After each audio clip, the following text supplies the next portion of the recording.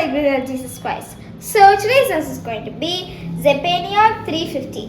You shall see disaster no more. So இந்த verse வந்து கவனிக்குது என்ன சொல்கிறாருன்னா வந்து நம்மளோட வாழ்க்கையில் இனிமேல் எந்த ஒரு டிசாஸ்டர், அதாவது எந்த ஒரு பிரச்சனையுமே நம்ம வாழ்க்கையில் வந்து பார்க்க மாட்டேன். இப்போது நிறைய பேர் வந்து இருக்காங்க இந்த மாதிரி வந்து அவங்களோட வாழ்க்கையை வந்து மற்றவங்களோட வாழ்க்கை கூட வந்து கம்பேர் பண்ணி வந்து கடவுள் பார்த்தே அவங்களுக்கு எவ்வளோ பிளெஸிங்ஸ் கொடுத்துருக்காரு, அவங்களோட வாழ்க்கை எந்த ப்ராப்ளமே இல்லாமல் வந்து அவங்க எவ்வளோ சந்தோஷமாக இருந்திருக்காங்க, ஆனால் எனக்கு மட்டும் காட் இவ்வளோ ப்ராப்ளம்ஸ் வந்து கொடுக்குறாரு அப்படின்றத நினைப்பாங்க.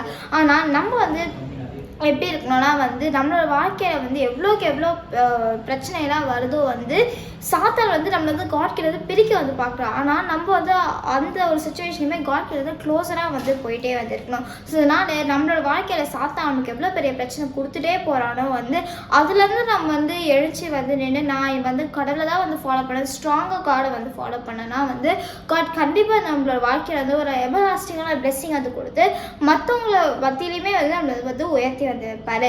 சரி நான் ப்ரேயர் பண்ணலாமா? ஐசப்பா நான் கொடுத்துக்காக நன்றி. ஐசப்பா இந்த வருஷம் நீங்கள் இருக்கும் சொன்ன மாதிரி ஐசப்பா எங்களோட வாழ்க்கையிலுமே எந்த ஒரு பிரச்சனையும் வந்து வராமல் நீங்கள் வந்து எங்களை வந்து ப்ரொடெக்ட் பண்ண போகிறீங்க ஐசப்பா, அதுக்காக நன்றி ஐசப்பா. எங்கள் வாழ்க்கையில் நாங்கள் வந்து சந்தோஷமாக வந்து இருக்கிறதுக்கு தான் சொல்லுங்க ஐசப்பா. I was getting my father's name. Amen. God bless you. Have a great day. Bye.